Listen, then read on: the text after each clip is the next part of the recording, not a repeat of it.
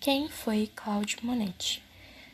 Foi um pintor francês considerado um dos mais importantes pintores da escola impressionista, cujo termo impressionista surgiu durante uma exposição em 1874, quando seu quadro Impressão Nascer do Sol foi criticado por retratar a impressão de uma cena e não a realidade.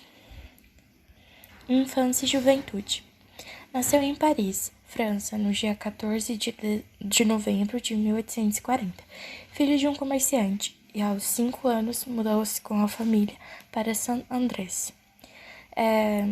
Desejava ser pintor e recebeu o incentivo de sua tia, uma amante da pintura. Com 15 anos, ficou conhecido em sua cidade por fazer e vender caricaturas. O interesse de Monet por luz e por cor teve influência de gravuras japonesas e na pintura de Eugène Boudon, que o incentivou a praticar a pintura ao ar livre e se tornar um pintor paisagista. Mudança para Paris.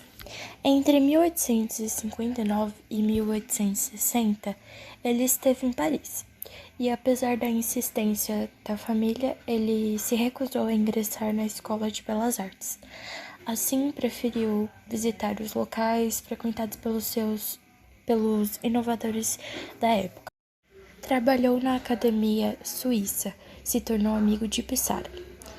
Em 1861, o serviço militar na Argélia interrompeu a sua experiência. Após o serviço militar, Monet voltou a Paris para estudar no ateliê de Charles Clay. Em 1870, casou-se com Camille, com quem teve 2 filhos, Jean e Michel. Para fugir da guerra franco-prussiana, como muitos artistas estavam fazendo, junto com sua família, refugiou-se em Londres. Obra em Le Havre. Em 1872, Monet foi para Le Havre, onde a bela paisagem lhe deu inspiração para pintar Impressões Nascer do Sol. Embora o sucesso de algumas obras, Monet vivia com dificuldades financeiras, e entre 1874 voltou para Argenteuil, quando recebeu a ajuda de Pissarro. Mudou-se para VTU, e ao mudar para lá em 1878, pintou aproximadamente 150 obras, e nesse mesmo ano nasceu Michel. Um ano depois, com a morte de Camille, Monet e seus filhos se mudaram para a casa de Alice, esposa de um de seus patrocinadores, Impulse. Sua morte. Em 1892, casou-se com a viúva Alice Ouchedey, com quem viveu até a morte. Claude Monet morreu com graves problemas na visão em Giverny, França, no dia 5 de dezembro de 1926. As pinturas do impressionismo retratavam a percepção da luminosidade, cor e sombra das paisagens, e em alguns casos os artistas pintavam o mesmo quadro em diferentes horários do dia para captar os diferentes tons. Há quem diga que com o surgimento da máquina fotográfica, o impressionismo foi um movimento para diferenciar a pintura da fotografia e justamente por isso não possui formas com contornos nítidos. Ao invés de pintar retratos de pessoas, que agora era função feita pelos fotógrafos com mais precisão, os pintores passaram a retratar paisagens. Algumas das principais características dessa vanguarda são a abordagem de temas da natureza, principalmente de paisagens, a valorização da decomposição das cores, impressão do pincel na pintura, as pinceladas soltas que buscavam os movimentos da cena retratada, uso de efeitos de sombras coloridas e luminosas, a utilização de técnicas de pinturas que valorizavam a ação da luz natural, registro das tonalidades das cores que a luz do sol produz em determinados momentos, figuras sem contornos nítidos, sombras luminosas e coloridas e mistura das tintas diretamente na tela com pequenas pinceladas. A obra Impressão Nascer do Sol retrata o nascer do sol no Porto de Havre. Foi pintada a mão livre e tinta a óleo. Suas dimensões, 48 centímetros por 63 centímetros. Fazendo uma análise um pouco mais visual, a gente consegue notar que a obra ela é assimétrica e sua segregação foi e é fundamental para poder diferenciar alguns objetos do todo compositivo, como por exemplo a silhueta dos barcos e das chaminés. Mesmo sendo quase inexistente essa segregação, porque ele faz um degradê de cores. No que podemos identificar como céu, é notório o degradê de azul, laranja e lilás, criando assim um movimento cromático.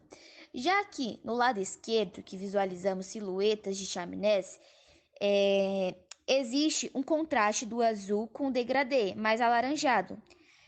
Mas já no lado direito não existe esse contraste e está um azul um pouco mais acinzentado, remetendo assim, pessoal, a silhueta das obras do porto, como prédios e tudo, prédios, escolas e tudo mais que existe lá. Um ponto visível de peso é o círculo laranja no céu, que reflete no rio, ou seja, o sol. Agora, aqui no rio, é perceptível o uso de tons frios para que ocorra um destaque de luz e para indicar o movimento da água. Monet usou a tonalidade creme, para indicar que a silhueta dos barcos está indo em direção à parte central da obra, ou seja, causando uma harmonia. Ao mesmo tempo que causa uma harmonia, ela nos dá a impressão de profundidade. Monet foi duramente criticado por Louis Leray, que com um tom pejorativo, apelidou a obra de Monet como impressionismo, e Monet aderiu este nome, impressionismo,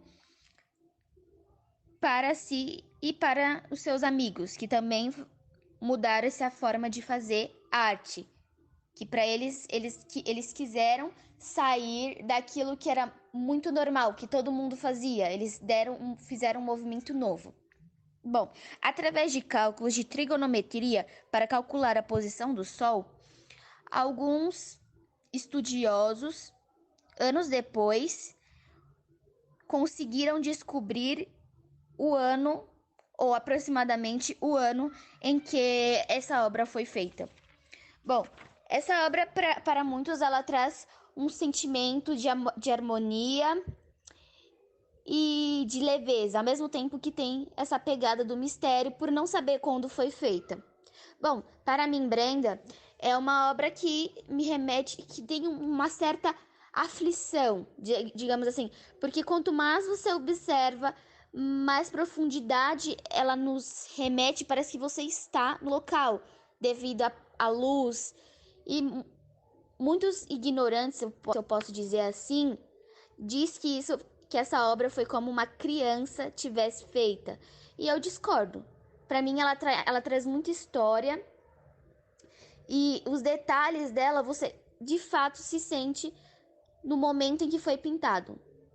Bom, eu vou ficando por aqui e passo a palavra para o Garcia. Bom, agora eu vou falar sobre as características do impressionismo presentes na obra.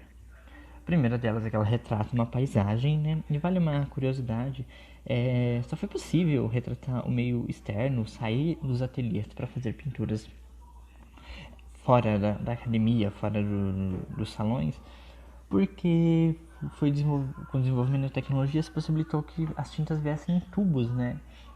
E que esses tubos pudessem ser portáteis e levados para todos os cantos. Assim, os pintores podiam sair e levar suas tintas, que elas não secariam com o sol e com o vento facilmente, né? Guardada no tubo, ela seria preservada e assim possibilitou, né, esses tipos de pinturas, né, fora do ambiente fechado. Bom, no segundo quadrinho aí a gente pode perceber que não temos muitos contornos, né? Então, tanto o sol quanto essas construções, elas são um pouco vagas, né? O sol bem definido porque ele é uma bolinha laranja, né? Mas a gente não percebe linhas definidas, né? Mesmo porque a linha é uma abstração humana, né? Não existe linhas na realidade. A gente olha para as coisas e a gente não vê linhas pretas contornando as coisas, né? A linha foi uma invenção da nossa cabeça para tentar representar melhor a realidade de forma mais definida, com muitos detalhes. Então essa ausência de linhas é visível em todos os quadrinhos, mas no segundo acho que dá para entender bem isso. As misturas de cores, esse céu alaranjado é perceptível isso, né? Que foi colocado no vermelho, que foi colocado no amarelo misturando ali. Os pintores não separavam as tintas antes, faziam essa mistura até alcançar o tom. Não, é colocado lá na tela e misturado na hora. Tanto que as pinturas têm até um certo relevo. Quem viu de perto conhece. Nunca tenha visto, mas quem viu a obra de perto percebeu que ela chega a ter relevo pelo excesso de tinta, justamente porque às vezes para chegar em algum tom ia se colocando mais tinta, enfim, e isso ia acumulando. Bom, a gente tem as sombras coloridas, né? E os contrastes eles não vão ser mais feitos pelo preto e o branco, eles vão ser feitos por cores opostas, né? Sempre com sombras coloridas. Então a oposição das cores, né, vão formar as sombras e os contrastes, né? Bom, no quadrinho 3 a gente consegue perceber bem claro nessas ondinhas da água as pinceladas, elas são bem visíveis nesse ponto, né? Com o surgimento da fotografia se perdeu a necessidade de retratar com detalhes igual seria na realidade. Agora a pintura pode ter cara de pintura e assim os pintores permitiram, né, deixar as pinceladas bem marcadas. Nessas ondinhas ficam bem visíveis isso. E o impacto da luz. Tanto nesse quadrinho como nos outros três, a gente vê que essa luz do sol impacta e muda as cores de todo o ambiente. A gente sabe que um ambiente como esse aí não teria essas cores, enfim. Tudo isso é feito da luz do sol, do nascer do sol, né? Ele altera as cores de todo o ambiente. Enfim, mostrando, né, como a luz, a questão da luz do momento é fundamental nos quadros, né?